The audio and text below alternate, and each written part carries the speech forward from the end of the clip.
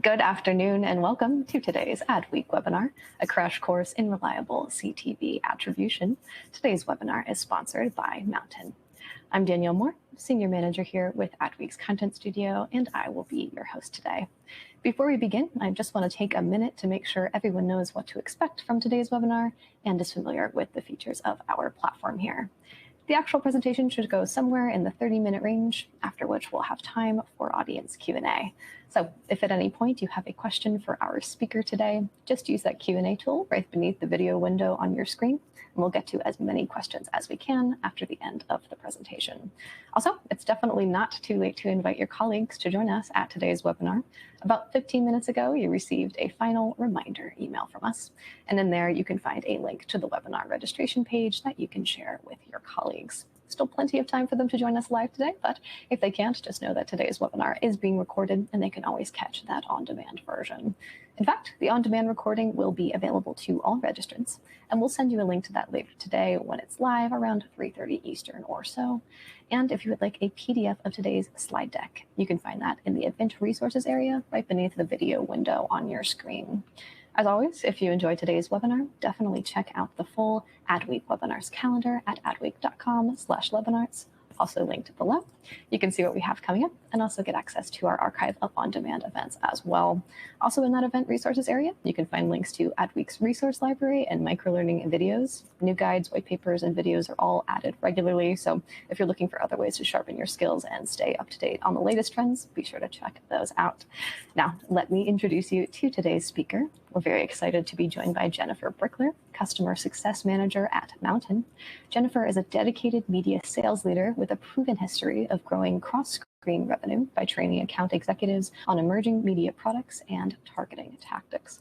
We've got a lot of great content to dive into today, so let me bring Jennifer up on screen here to get us started. Welcome, Jennifer. Thank you so much for joining us. Thanks, Danielle. Thanks for that great introduction. I am very excited to be joining you and the Adweek team to talk about all things connected television attribution. As you mentioned, I was a local sales leader before, and attribution was a common theme I heard from my clients and sales team that they were longing for. So I would love to dig into the trends in the connected TV attribution space and get to the meat of the content today. Look forward to speaking with you all.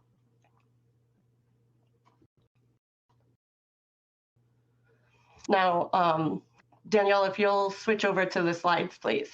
Absolutely. We're on slides. Great. Thank you. Connected TV has become the next scalable performance marketing channel right alongside paid search and paid social.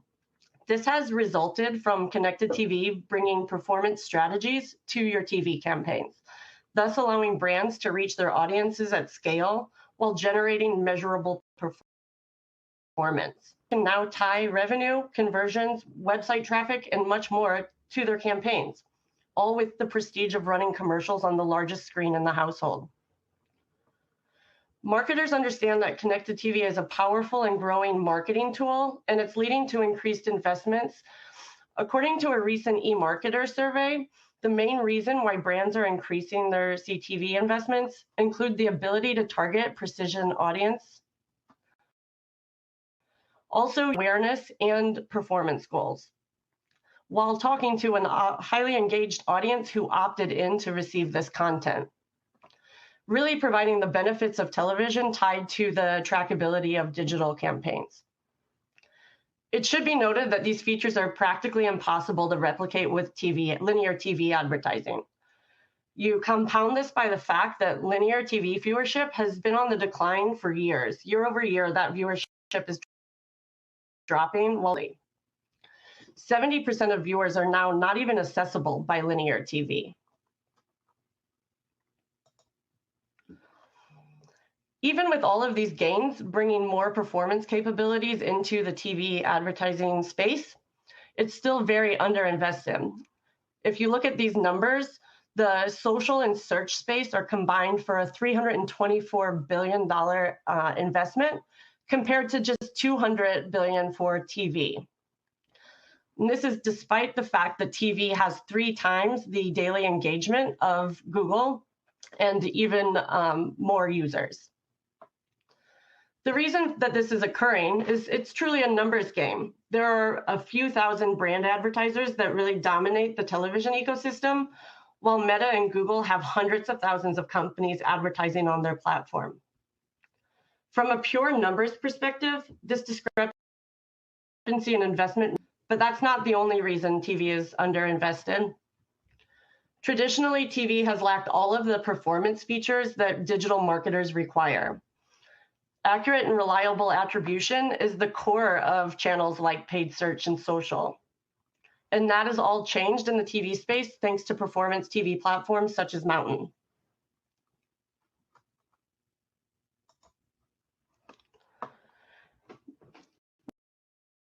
We hear it all the top of mind of advertisers. Brands are shifting budgets to the connected TV world because of its growing list of performance marketing capabilities. But the one thing holding them back is the desire for accurate and reliable attribution. Studies are showing that attribution provides efficiency gains of 15 to 30%, and 78% of marketers plan to increase the use of their cross-channel attribution models. But looking at a recent study, CTV attribution is still the #1 area where marketers want to see improvement. It led the response rate with 55%. They wanted improved attribution models, followed by frequency capping because they want the viewers, to have an enjoyable experience. Without dependable and reliable attribution, brands cannot properly measure the success of their campaigns. This would cast doubt and allure in CTV. But the thing is, that attribution, it does exist. As long as you're using a model that fits the goals of your campaign, you can get that attribution. But there's a lack of confidence in the advertising space.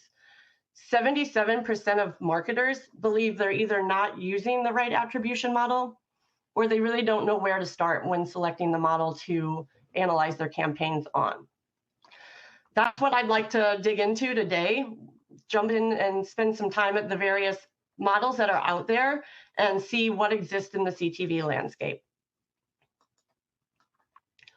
We'll start with last click attribution. This is one that we're all familiar with. As the name implies, it's a very simple model. It's the last marketing channel that is clicked to drive a user to a website, and it gets credit for the visit. This isn't reliable in the connected television space. There are some instances in which you can retarget audiences using display ads and other media, retarget those households that are seeing the connected TV ads. And then any click-through visits driven by those other advertisements can be credited back to CTV.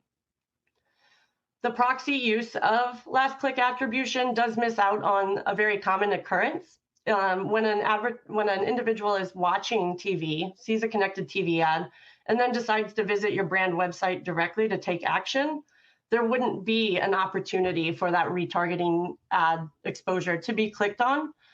Thus, CTV misses out on a lot of the organic traffic that it's driving, resulting in a very large amount of credit being missed in the space. The results for connected TV lose credit for all of the performance that it's actually driving. Another legacy model that is used often in the connected TV attribution space is spike analysis. This is used to determine the impact of television ads by analyzing all traffic that visits the site within a set window of time. When using spike analysis, these windows of time are often very short. Approximately 15 minutes is the most frequent time period that are used for spike analysis. Of being served a television ad, any visit to a website is credited to that television ad. This causes some unreliability. It's overestimating the amount of traffic that connected TV is responsible for because it does not take into consideration any of the other marketing channels that this advertiser could have in the mix. Also, when you think about the window of time that's used in these attribution models, it really does journey on how they view to action. I always think of myself as an example. Oftentimes when I'm watching connected television, I'm also multitasking, folding a load of laundry. If I'm in the middle of folding a load of laundry and I see an ad for some tennis shoes that would look great for my kids' back to school wardrobe, I'm not going to stop folding my laundry and visit the website. Rather, 30 minutes later, when my task is finished, I'll pick up my phone and I'll buy those shoes. That television exposure drove me to take action, but the reporting would not include my visit because it wasn't within that specified window, thus resulting in a very attributed model to the connected TV space. View-through attribution often gets used in the CTV world. This is used for other digital video efforts, and so as proxy, people use it to measure their CTV performance as well. The way that the view-through attribution works is it matches IP addresses of an impression and the responses over time to match an IP address visit back. If that window of time is set, for 14 days, anytime that IP address would visit the site within 14 days, the attribution would go to the connected television space, even if those visits were influenced by another media. This causes over-attribution for connected TV. Every site visit that occurs within a period of time that is determined for the measurable window is given credit to CTV, even if another marketing channel like search or social drove that visit. This creates a very muddled and duplicated reporting mess for the advertiser to dig through. The CTV and other marketing channels may be taking credit for the same visit. This limits the ability to use that data to effectively inform decisions. It can be done. It would be very manual and tedious, time-consuming to deduplicate these reports and determine which credit should go to CTV and which should go through the other channels, thus making it impossible for frequent optimizations to your campaign. Previous attribution models drove us to an attribution built specifically for CTV. Mountain calls our proprietary attribution, cross-device attribution model, verified visits. This was designed to solve the legacy attribution hurdles that we run into in the connected television space.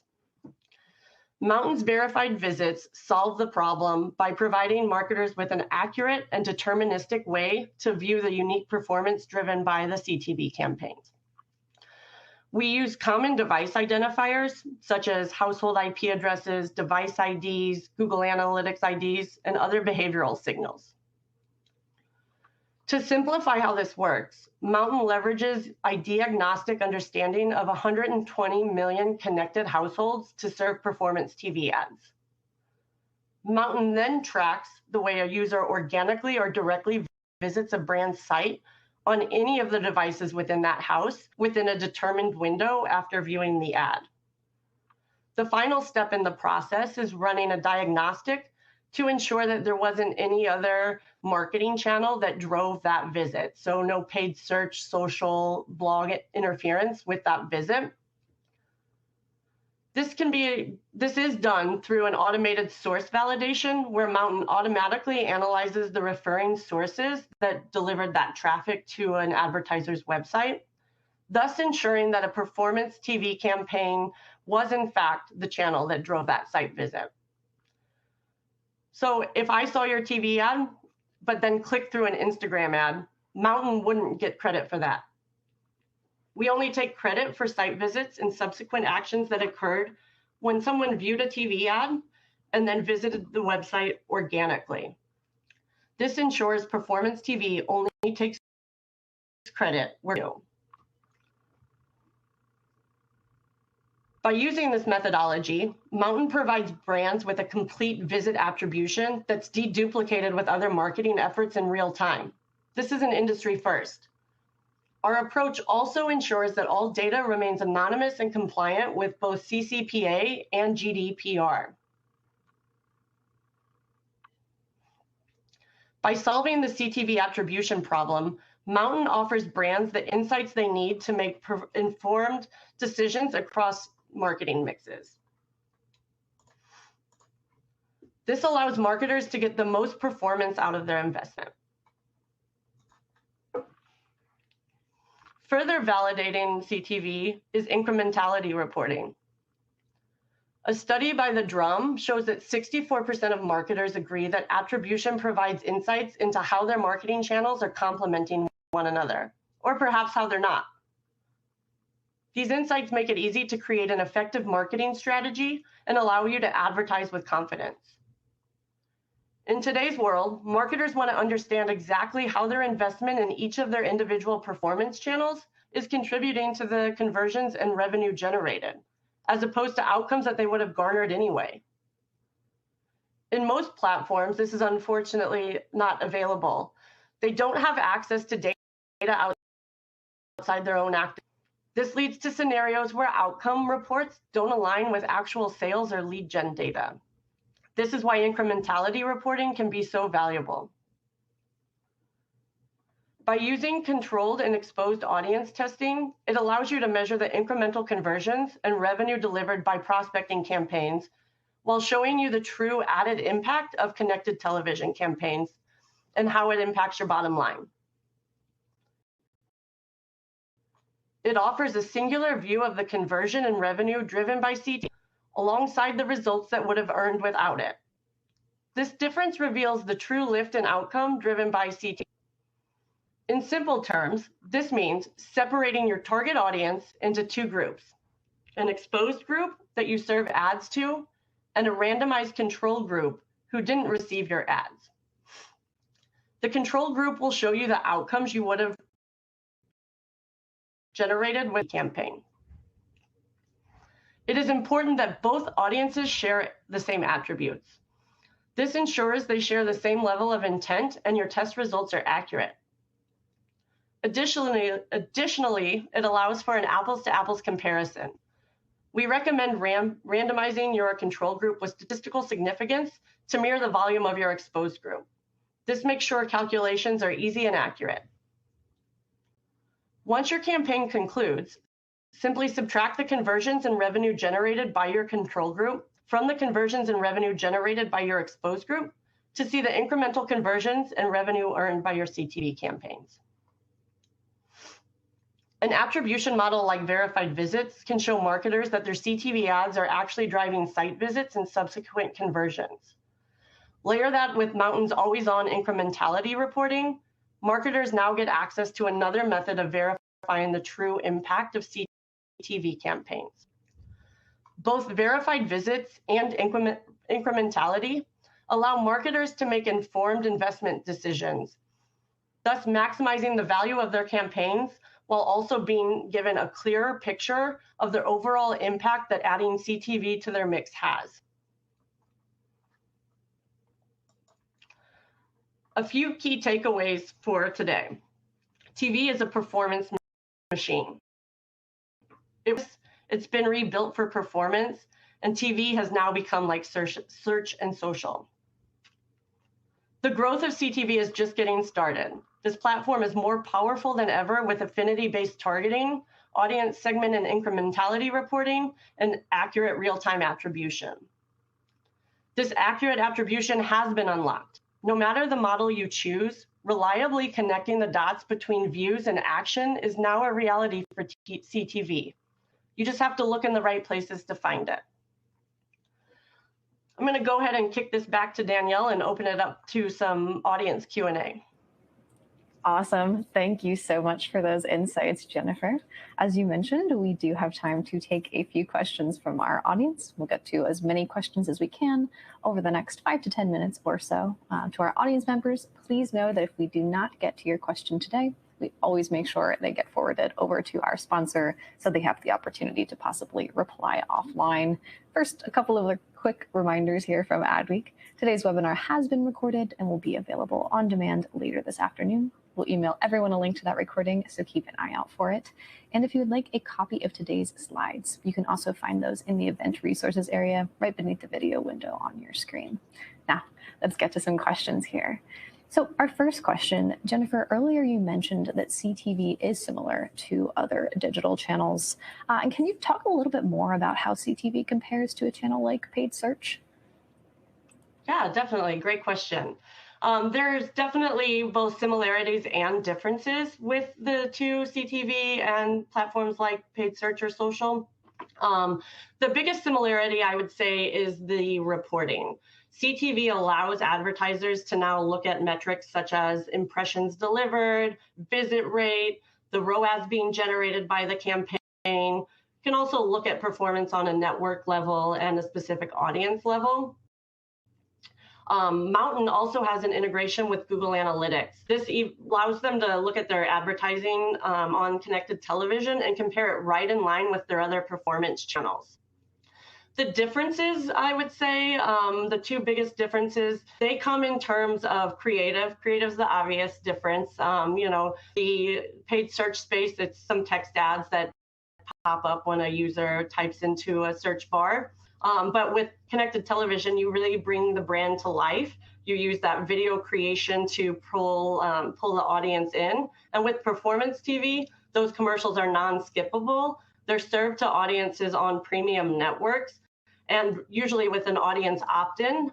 So that audience has determined that they want to be delivered content when, where, and how they're receiving it. So they're definitely willing to absorb those CTV commercials.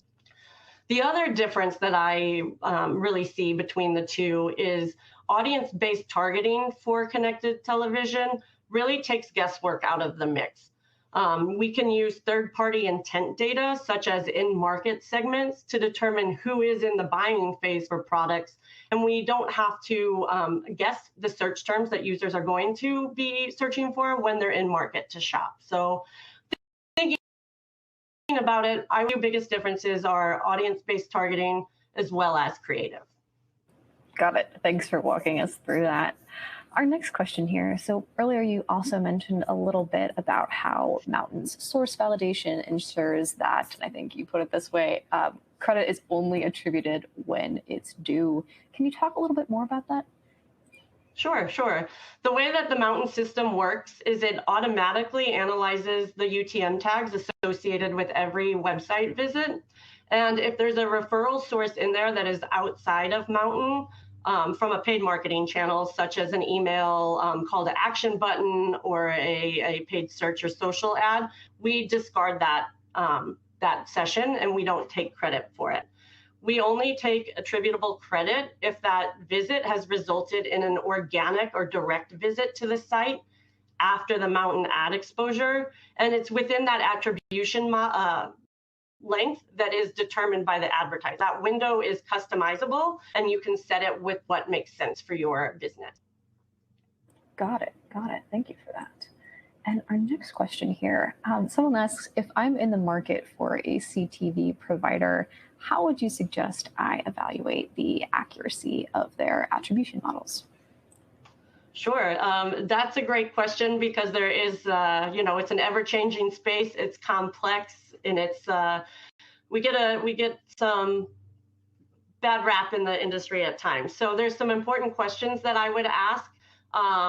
One of them I just touched on in my previous answer is how long or short is that attribution window in which you are going to be taking credit for these visits? And is that something that I have control of? Because depending on the type of product that you're selling or advertising, some buy cycles are really short and other costly luxury items, those are long buy cycles. So you may want to extend your attribution window. So allowing the advertiser to have control of that attribution window is very important. And also, how do they look at those other marketing channels? So we mentioned in a few of the attribution models that CTV can either get overcredited or undercredited based on how attribution models apply the or how they weigh those channels. Apologies. So if they don't take into consideration that the site was driven by another UTM parameter, we're going to be over attributing. if they're only looking at a short window of time and 15 minutes, like a spike analysis, and giving all credit to CTV within that window, you're going to be under attributing. So just really understanding how they allow you to customize it to fit your needs and what they're looking at in terms of determining that credit. Got it. Thanks for sharing that. I think that will be helpful to anyone in the audience who is in that position to keep those questions in mind. Speaking of questions, unfortunately, that is all the time we have for questions at today's webinar. I'd like to thank our speaker, Jennifer, as well as our sponsor, Mountain. Some final reminders here from Adweek. Make sure you download those slides from the event resources area and check your email for that link to the on-demand recording, which will be available later today. As always, if you enjoyed today's webinar, be sure to check out the Adweek webinars calendar to learn more about our upcoming events at adweek.com/webinars. Again, huge thank you to Jennifer for taking the time to be with us today and for letting us pick your brain here. Thank you to our audience for making the time to join us. And as always, we look forward to seeing everyone at an upcoming Adweek webinar. Thanks, everyone. Thanks, Danielle.